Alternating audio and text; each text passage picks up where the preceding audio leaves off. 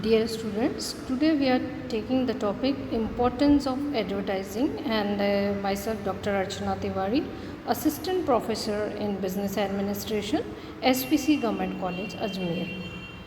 We have already studied the meaning of advertisement as well as the characteristics of advertisement, and today I am taking importance of advertisement.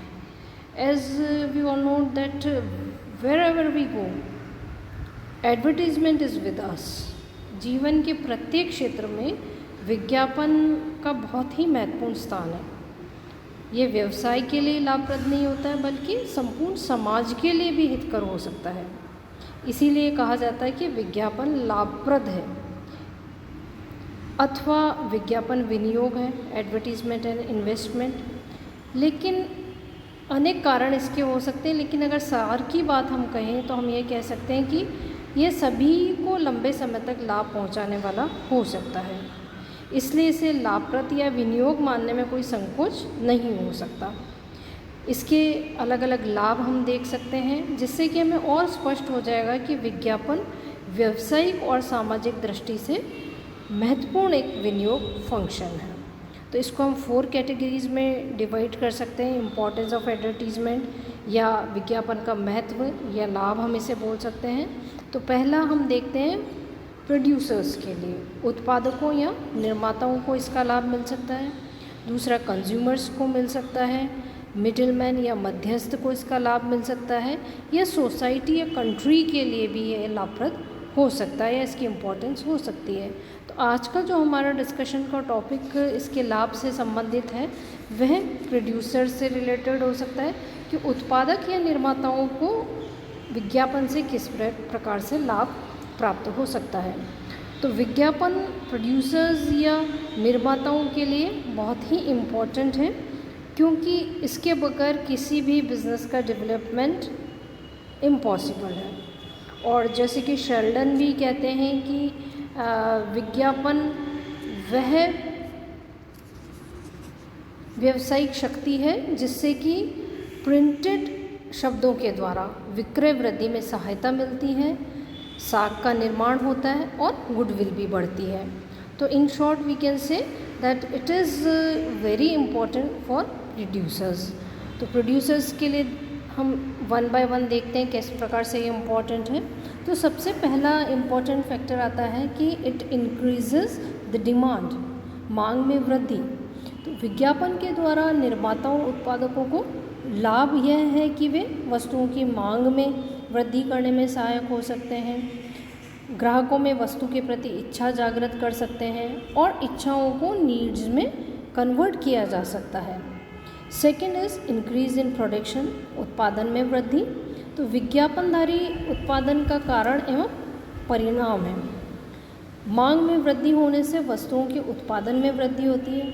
विज्ञापन जब demand में increase कर सकता है तो production में भी इंक्रीज होना बट नेचुरल है।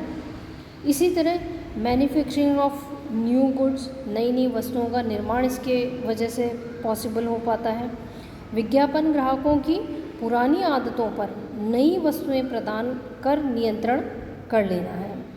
इट मीन्स विज्ञापन के माध्यम से ही कंज्यूमर्स में न्यू गुड्स एवं सर्विसेज को सेल करना पॉसिबल हो सकता है। प्रोडक्शन करने के लिए उत्पादकों को नई नई वस्तुओं के उत्पादन के लिए प्रोत्साहन विज्ञापन की वजह से ही मिलता रहता है। साथ ही साथ पर यूनिट कॉस्ट में भी कमी आती है, प्रति इकाई लागत में कमी होती है, क्योंकि वस्तुओं का विज्ञापन करने से डिमांड में इंक्रीज हो रहा है, प्रोडक्शन बढ़ रहा है और जो मैन्युफैक्चरिंग हो रहा है वो बहुत बड़े पैमाने पर हो रहा है। तो बड़े पैमाने पर होने से पर यूनिट कॉस्ट में ऑटोमेटिकली कमी आने लगती है। मैक्सिमम प्रॉफिट भी इससे हो सकता है, अधिकतम लाभ हो सकता है।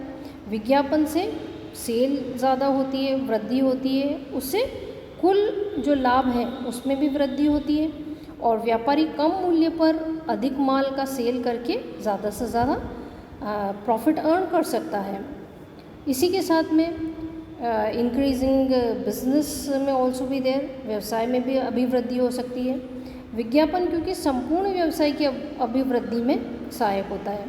तो एक व्यवसाय अधिक विक्रय द्वारा अधिक प्रॉफिट अर्न करता है, जिस पर कि पूरे बिजनेस का डेवलपमेंट डिपेंड करता है।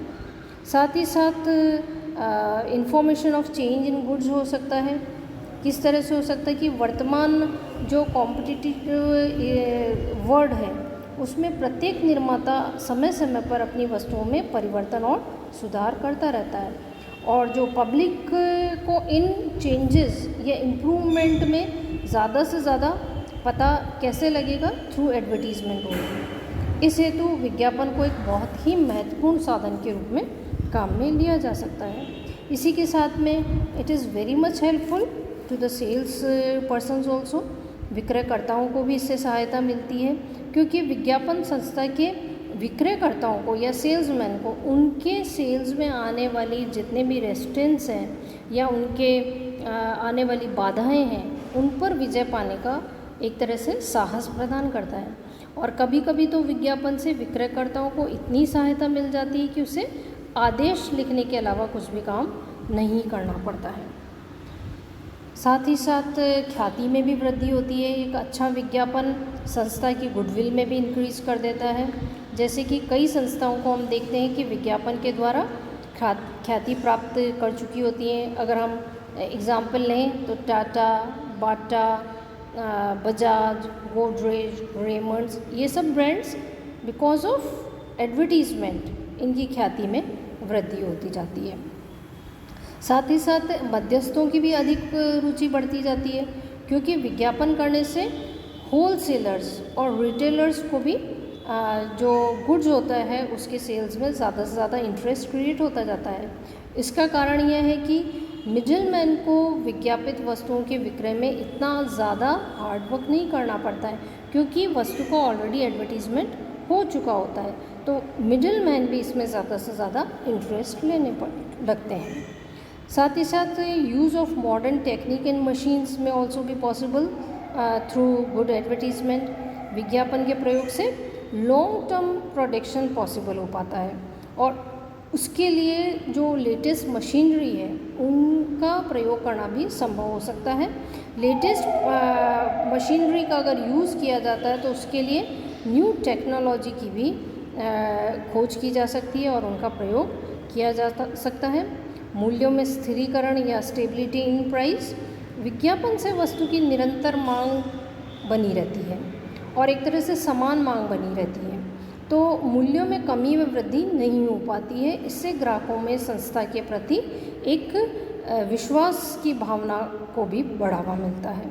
साथ ही साथ cheap source of increase in sales, विक्रय वृद्धि का सस्ता साधन हम विज्ञापन को मान सकते हैं, क्योंकि विक्रयकर्ता नियुक्त किए जाते हैं तो काफ़ी कम खर्च करना पड़ता है, क्योंकि विज्ञापन के द्वारा ऑलरेडी ही प्रोडक्ट और सर्विसेज के बारे में उपभोक्ता को जानकारी मिल चुकी होती है। साथ ही साथ वितरण में भी मितव्ययता हो सकती है कि वितरण में विज्ञापन